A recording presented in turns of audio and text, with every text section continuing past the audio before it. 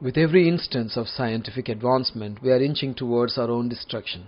Sometimes I feel that this is the right way to describe the situation we are in.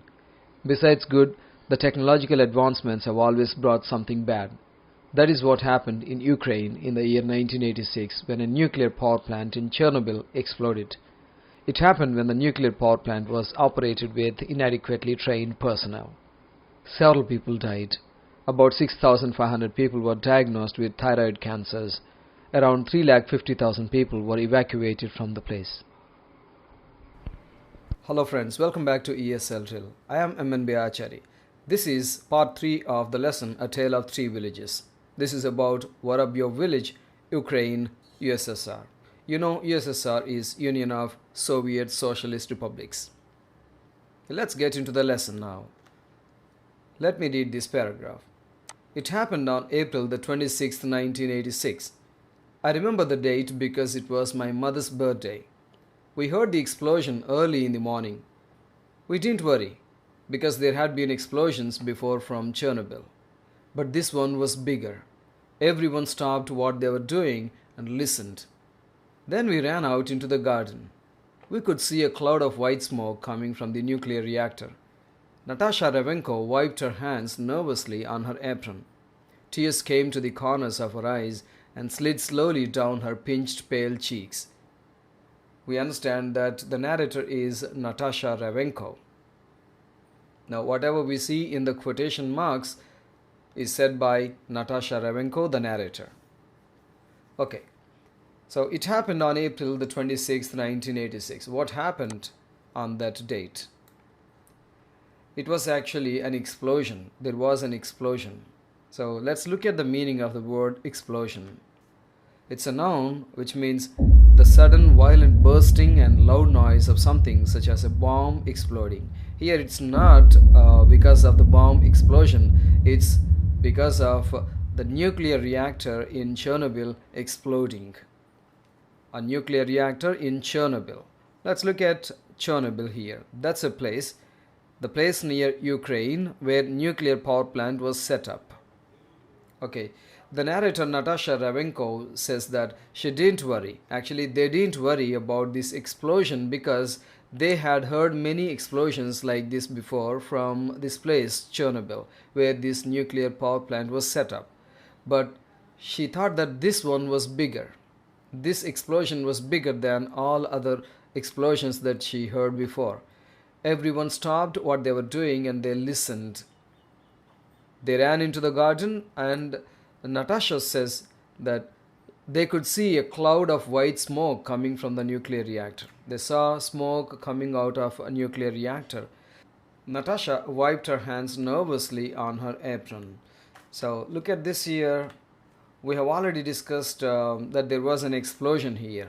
Explosion in a nuclear reactor. Let's look at what nuclear reactor is. That is a large machine which produces nuclear energy, especially as a means of generating electricity. So it is used to generate electricity. That nuclear reactor exploded and Natasha Ravenko wiped her hands nervously on her apron. You can have a look at the picture of a woman wearing an apron here on the screen. So that is apron. And she wiped her hands nervously on her apron. So nervously means in an anxious manner or worried manner. So look at the meaning of the word apron. That's a noun. A piece of clothing worn over the front of the body from the chest or the waist down and tied around the waist. So these are worn over other clothes to keep them clean, for example, when cooking. And you see doctors wearing aprons as well. Okay. So tears came to the corners of her eyes. Natasha Ravenko was actually crying and the tears slid slowly down her pinched pale cheeks. So slide, slid, slid means here moved slowly down her pinched pale cheeks. Look at the word pinched here. This is an adjective which means thin and unhealthy. So she was looking unhealthy and the cheeks were thin. Look at this word pale here. Pale is dull and not bright. It shows that she was not really happy. She was crying. Let's move to the next part. Let me read this. It was a Saturday, she went on, still wiping her hands on her apron. It was a lovely warm day, and the children played outside all weekend.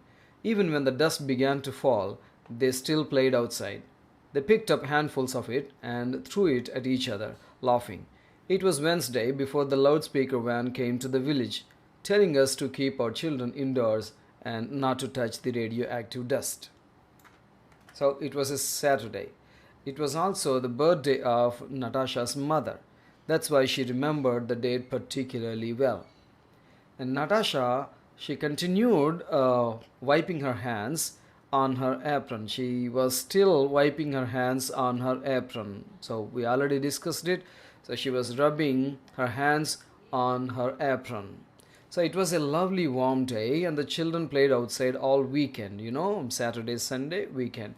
Even when the dust began to fall. Here, dust refers to that radioactive dust that was coming from the nuclear reactor's explosion. So the dust began to fall. Children still played outside. They picked up handfuls of it. Look at handful here. An amount that you can hold in your hand. It might be rice, sugar, or sand. Anything that you can hold in your hand is handful. So children picked up handfuls of radioactive dust and they started throwing it at each other, laughing. It was Wednesday before the loudspeaker van came to the village, and the loudspeaker van told them that they had to keep their children indoors, not to allow them to come out, and not to touch the radioactive dust. Well, here radioactive dust is the dust that is produced after a nuclear reactor's explosion. The children were playing with that. Let's move to the next part. They also told us to wash down our houses and roads with water. A week later, the children began to vomit. Their hair fell out. They couldn't eat. They grew so thin and sores appeared all over their little bodies. 2 weeks after that, all three died. All three on the same day. She broke down now and cried quietly, as she had done so many times before. They are buried over there. She pointed to the church graveyard. Lots of village children are there, and adults. So, they also told us to wash down. Maybe the people who were sent by the authorities to inform them of the effects of radioactive dust. They came in a van with loudspeaker and they told all these people to wash down their houses. Let's look at this phrasal verb, wash down. It means to clean something large using a lot of water.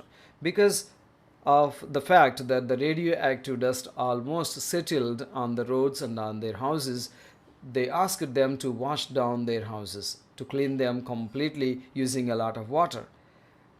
And the children began to vomit after 1 week. So there were vomitings and their hair fell out. It means they started losing hair. And they could not eat. They grew so thin and sores appeared all over their little bodies. Let's look at the word sores. Sore is actually a painful infection on the body. So infections developed in their bodies because of the effect of the radioactive dust that they touched.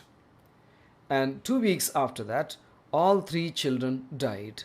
All three on the same day. So she broke down. Now here she refers to Natasha Ravenko. Natasha Ravenko broke down. So let's look at this phrasal verb. Break down means lose control of feelings and start crying.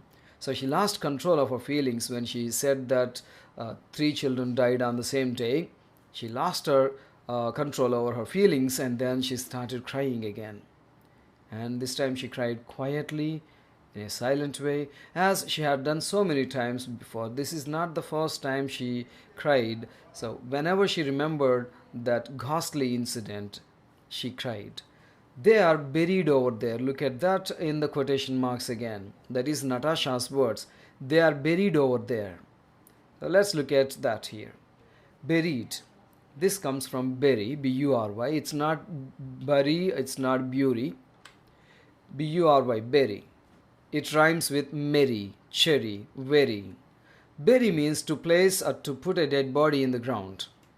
So they are buried over there. The children are buried over there. The children's dead bodies were put there in the ground. She pointed to the church graveyard. So what is graveyard here? That's an area of ground where people are buried. Dead bodies are put in the ground. That ground is called graveyard. And she also said that lots of village children are there and adults as well. Adults, fully grown people who are legally responsible for their actions. So adults, not children. Children and adults. Let's move to the next part. I touched her gently on the shoulder, leaving her to her bittersweet memories, and walked down through the silence. It was a ghost town. No one lived there anymore.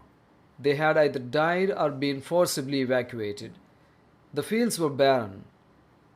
Nothing grew. Nothing ever would again. There was no bird song. No rabbit peered at me. No cow endlessly chewed. No horse neighed. So, I touched her gently. Now here, I is not Natasha Ravenko. It's the woman who went with Natasha Ravenko to that place. So, she touched Natasha gently on the shoulder. So, gently means in a gentle way, in a soft way, in a nice way, leaving her to her bittersweet memories.